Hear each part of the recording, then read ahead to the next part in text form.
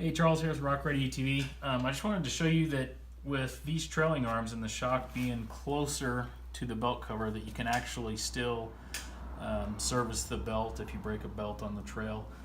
You can actually get the cover all the way off, but you don't have to. You can, that's unbolted right now, but you can actually get it out enough that you can change belt right now. I've already done it, and then if you really need to get the cover off, you can, if you do it just the right way. It flexes your belt cover just a little bit, but it's not enough to hurt it too bad. You know, it's not going to break it.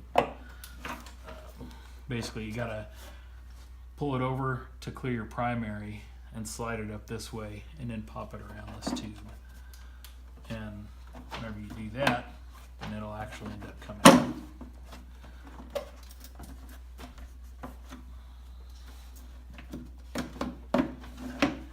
Just like that.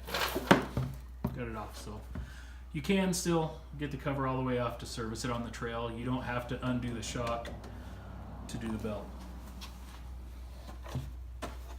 Alright, now I'll just show how to get it back in there. You basically go in the opposite of how you just took it off. Position it like this. Down here on this bottom side, you got to make sure and get the belt cover just over the primary bolt head.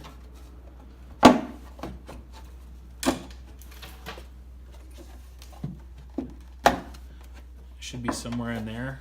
So this is up here, and this is barely catching on this tube right now. If you flex the case just a little bit to get that to go back behind that tube, and then at that point, just be careful you don't go damaging any wires or anything up there.